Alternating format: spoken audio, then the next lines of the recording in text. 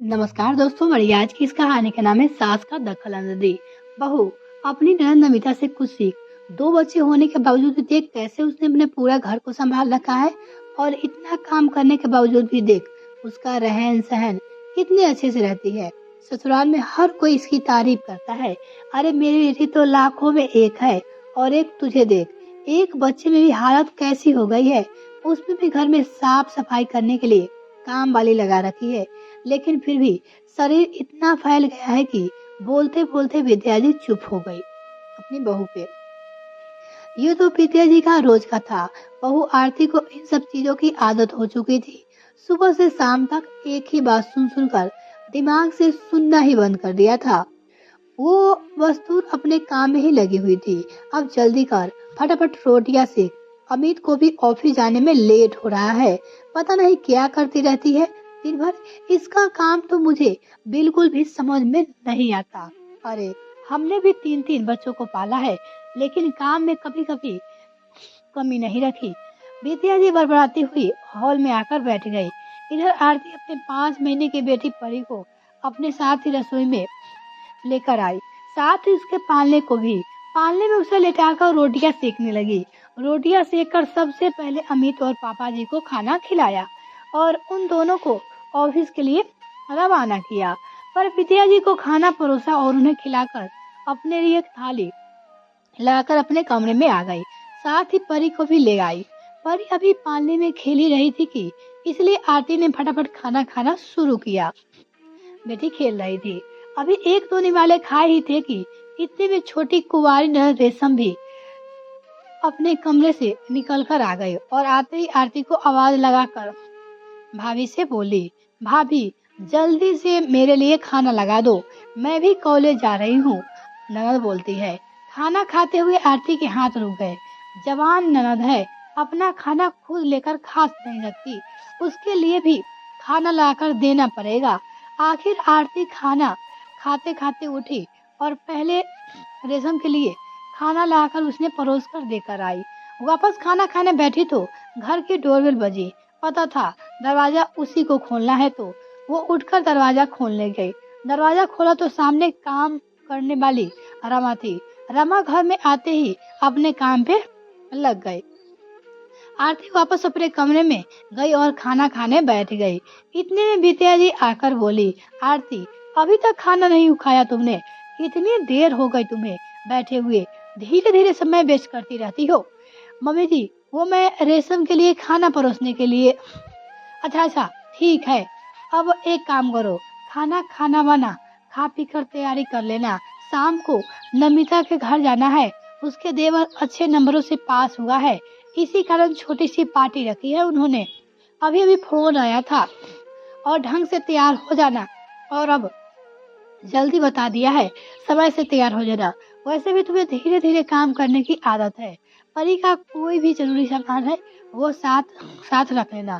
बाद में मत कहना कि मैं भूल गई थी। कहकर विद्या जी जिस रति से कमरे से गई उसी गति से वापस चली भी गई। खैर, आरती ने अपने खाना खाया और बर्तन रखने रसोई में गई। बर्तन साफ करने लगी थी कि इतने में परी रोने लगी।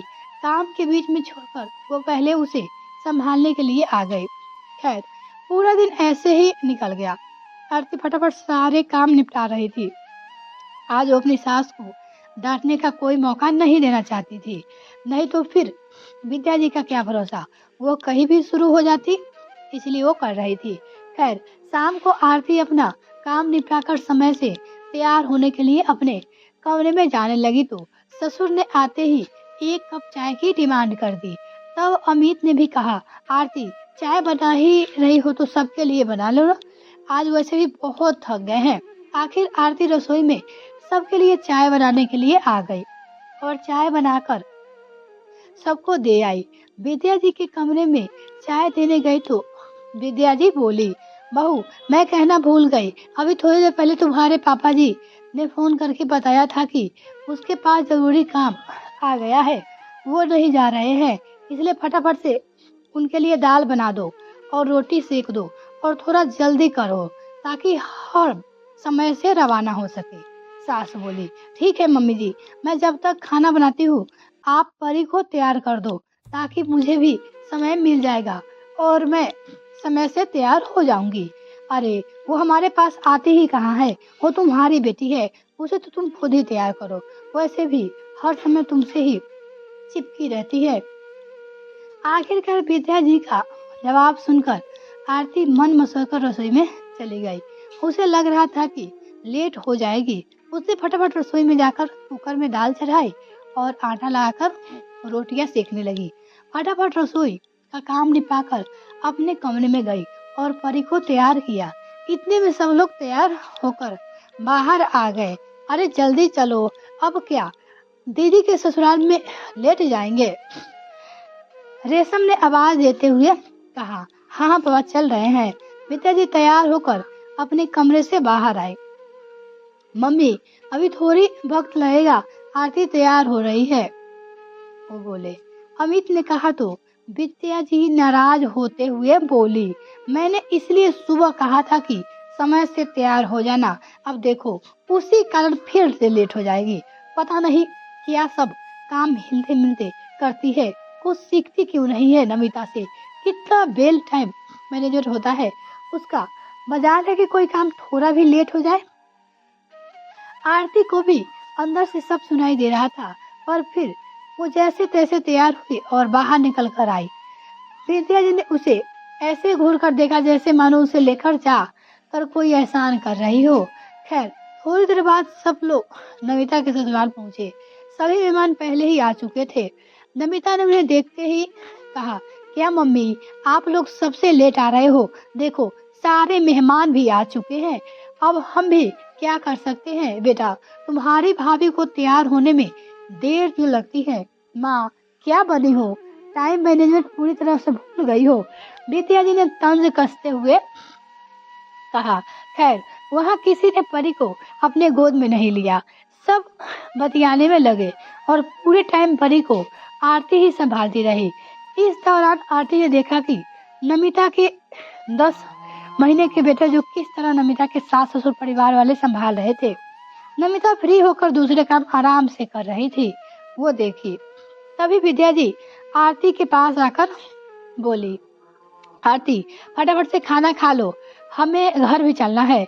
लेकिन खाना समय परी रोने लगी। उसने अमित से कहा कि परी को संभालो, लेकिन अमित फोन का बहाना कर उठकर चला गया। रेशम को आरती के पास भी नहीं आई। उसने उम्मीद से विद्या जी की तरफ देखा तो विद्या जी ने भी बहू से कहा, बहू ये तुम्हारा बच्चा है, इसे तुम ही संभालो। आखिर एक बच्चे की उसकी माँ से बेहतर कौन संभाल सकती है? कहकर विद्या जी दूसरी बातों करने लगी।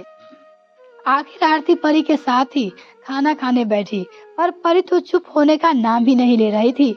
इसलिए आरती को खाना खाते बीच में ही उठना पड़ा। थोड़ी देर बाद वो लोग वहां से रवाना हो गए। घर आए तो परी सो चुकी थी। आरती परी को अपने कमरे में लिटाकर रसोई में आई और अपने लिए दाल रोटी लेकर बाहर डाइनिंग टेबल पे आकर बैठ गई खाने के लिए। ये क्या, आते ही खाना शुरू? अरे तुम्हारा पेट है या है, भरता ही नहीं है, कितना खाती हो तुम? अमित ने टोका अपनी पत्नी को, इसलिए खा खा कर फैलती जा रही हो। अरे थोड़ा अपने शरीर पर भी ध्यान रखो, अभी थोड़ी देर पहले ही तो खाना खाकर आई थी, अमित बोला। विद्या ने कहा, मम्मी जी पूरी परी रोने लगी गई, इसलिए मैंने पेट भर के खाना नहीं खाया था, इसलिए दोबारा खाना खा रही हूँ। तुम्हें तो कुछ भी संभालना नहीं आता। अरे कुछ नमिता से सीख ले, वो भी तो। अगर नमिता दीदी से सीखने की मुझे जरूरत है तो उसके ससुराल वालों से सीखने की जरूरत आपको है। नमिता दीदी के ससुराल वाले कितने अच्छे हैं, कितने अच्छे से वो उनके बच्चे को संभाल रहे थे, जिससे दीदी आराम से दूसरे काम कर सके। किसी ने भी यह कहकर उसके बच्चों को नहीं छोड़ा कि यह तुम्हारा बच्चा है, तुम ही संभालो। लेकिन हमारे घर में मैं यह उम्मीद कर नहीं सकती। वहाँ सब मिलजुल कर एक दूसरे को सपोर्ट कर रहे थे, पर यहाँ तो मैं ये उम्मीद भी नहीं कर सकती। नमिता दीदी परफेक्ट है, इसलिए उसके ससुराल वाले परफेक्ट है, पर यहाँ तो कुछ भी कहना बेकार है। कहकर आरती अपनी थाली लेकर कमरे में चली गई। पीछे विद्या जी का मुंह फूला कर बैठ गई। आखिर आज उसकी बहू ने उन्हें आईना जो दिखा दिया था। यह कहानी आपको कैसी लगी? कमेंट में लिखकर ज़रूर बताइएगा दोस्तों। अगर आपको ये कहानी पसंद आए तो प्लीज़ वीडियो को लाइक और चैनल को सब्सक्राइब ज़रूर करें।